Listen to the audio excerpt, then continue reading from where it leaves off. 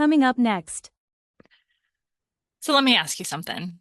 Have you ever gotten into a fight with someone that you love and thought, "Ugh, if they could only understand me, if they could only get it?" And after you go round and round in circles, each of you exhausting yourself, trying to make yourself understood by the other one, you leave feeling kind of empty, right? A little bit discouraged. Maybe you've worked it through. Hopefully you have by now. But nonetheless, you just think, if only. Welcome to Overwhelmed to Overcomer podcast with coach, encourager, and strategist Anna McLaughlin.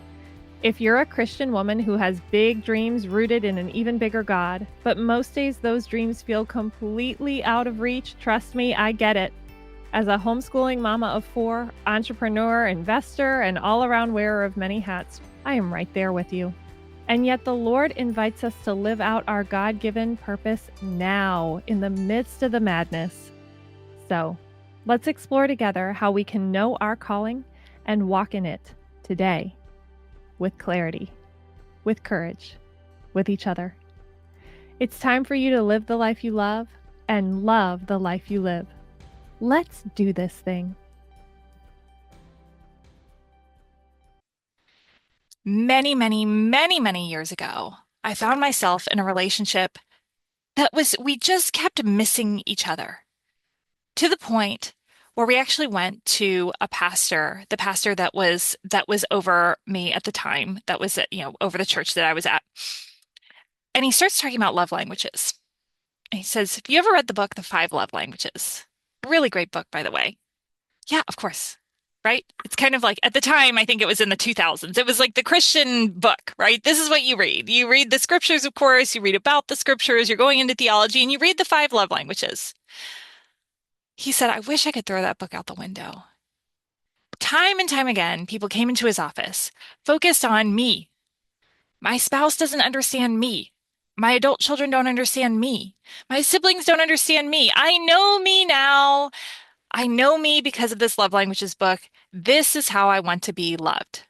And he said again and again, we turn inward on ourselves with this sense of reflection, this sense of self-actualization, and we miss the whole point. He turned it on its head in this way. I've never forgotten it. It's been probably 20 years now since I had that meeting with him in his office. A wonderful pastor in Nashville, where I was living at the time. He said, "May we instead hear the other person expressing love in the way that the Lord uniquely gave them to do."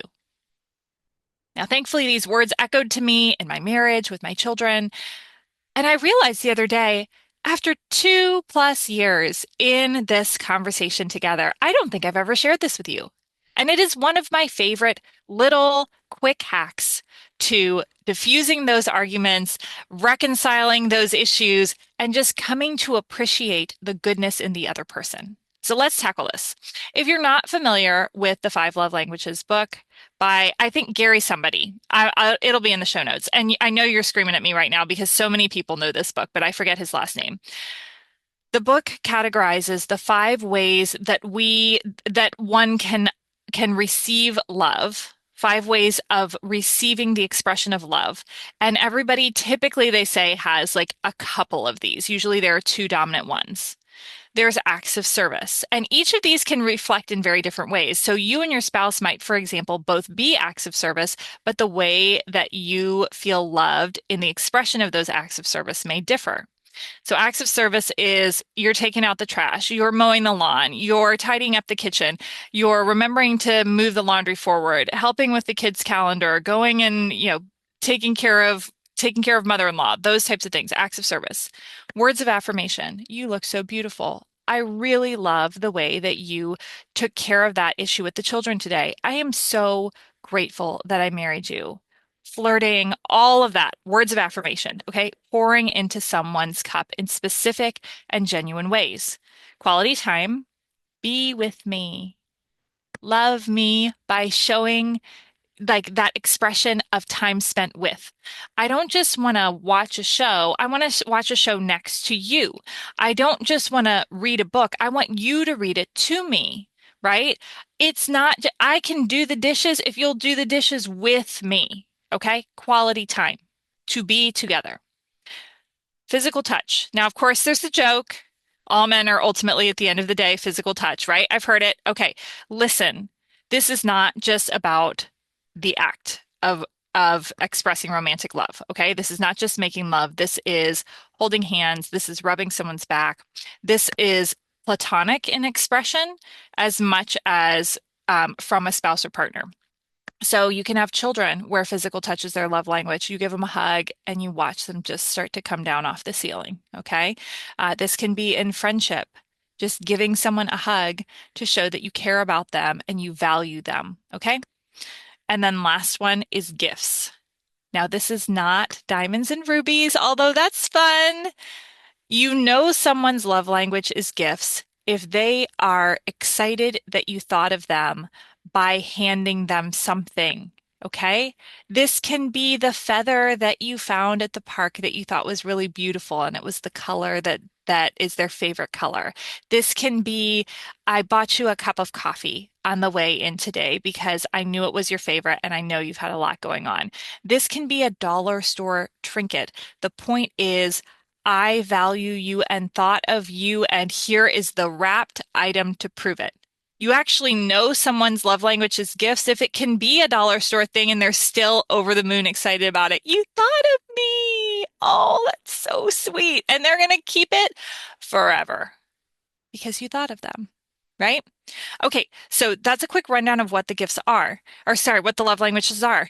Now, what tends to happen is we identify ours and say, that's me.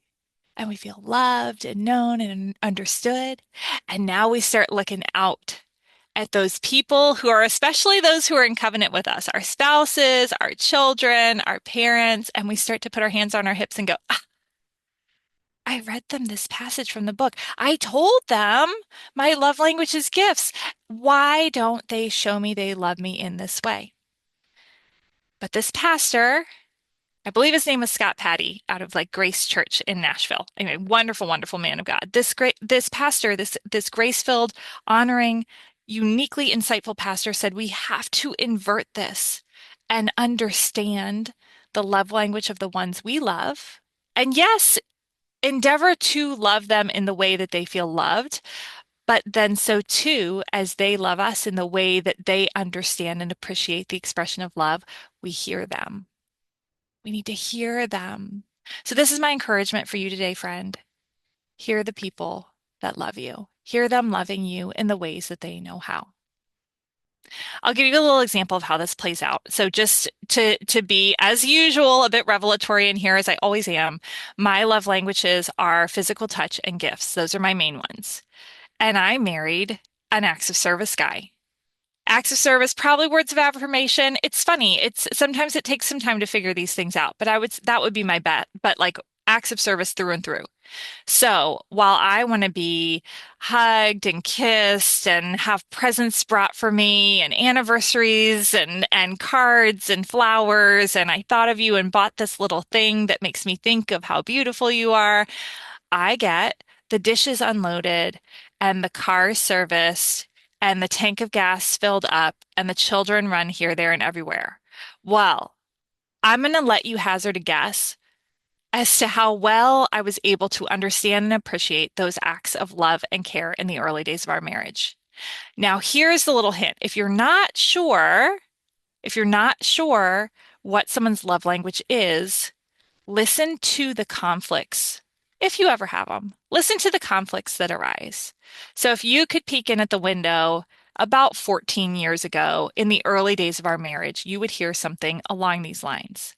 You never just come up and kiss me for no reason. You don't buy me things. You don't like, you just, it never occurs to you to just like get me a little present just because. You don't like sweep me off my feet in these grand romantic gestures. And I don't feel loved. Response. Are you kidding me? I took out the trash. I stay up with you until you finish your work. I stayed up with the baby in the middle of the night last night. I mowed the grass. I took care of the laundry. Of course I love you. Do you hear it? You don't love me because gifts and physical touch. Of course I love you because acts of service. Okay, so here's the invitation. And this is a super simple concept today, but it has been invaluable to us in restoring peace in our marriage and facilitating gratitude. Because I finally woke up to what Pastor Scott was saying and realized he's telling me he loves me every way that he knows how. This is his way of communicating love. Now, here's the beautiful thing. As we've grown, as we've stretched, each one of us has endeavored to love in a sacrificial manner in the way that the other one best receives it, but it's gravy on top, right? These are not natural things. For example, my love language is gifts. What does my husband want for his birthday and Christmas? Nothing. I'm so grateful for our family. I have you. I don't need anything. Well, he knows that is like impossible. That's not happening because if I don't get him something, in my mind, I'm saying I don't love you, right? But I've also learned what he really wants is service. That's how he feels loved. So on his birthday and on special occasions, I'm making him breakfast, which I'm terrible at, right? I'm making him breakfast. I'm taking care of fetching and carrying the kids. I'm doing the extra things that need to be done, and I am giving him the freedom to not do any of that stuff because I know that's how he receives love. And he knows he's getting something to open, even though he could care less because I'm gifts and I have to do it. So, too, with him, my work is to appreciate day in and day out all the ways he shows me that he loves me. And then he, in turn, wraps something for me to open. Okay. Now, this is not just for marriage. It takes a little sleuthing to identify what your children are, but watch for the moment where they come off the ceiling. Watch for what helps them calm down. Watch for the things that they are regularly asking for from you. Now, when they're little, they're just little vacuums of need and they need everything and they want everything, but you'll start to notice some common themes. I have a child who is physical touch. Now, the ones who are physical touch, that doesn't mean that they necessarily ask it, seek it out. That sometimes they're actually very prickly because they're pushing back and they're trying to create that tension of like, do you love me? Resistance, right? I'm creating resistance, pushing you away to see if you'll reach for me because that's going to create a healing, restorative moment where I feel like that need is getting met, right? Okay. And then, so I've got one of those. I've got one that wants quality time. Everything is with that person. I want to be with you and usually alone with you, right? Just take me on the errand. Just take me to the store. Okay. So a couple, my younger ones, I'm still sifting through, but that's what I know so far. And so then these become the little secret passageways into their heart. When they're really struggling, the one that needs physical touch, it's a hug, being really, really present, just physically there. Usually fewer words are better. The one who needs quality time, it's an offer. Hey, do you want to come to the store with me? I have an errand to run. Hey, how about a walk together?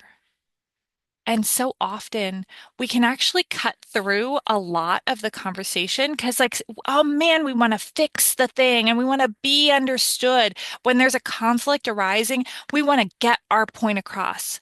And I'm just going to offer, I love the word charity as a counter term to love.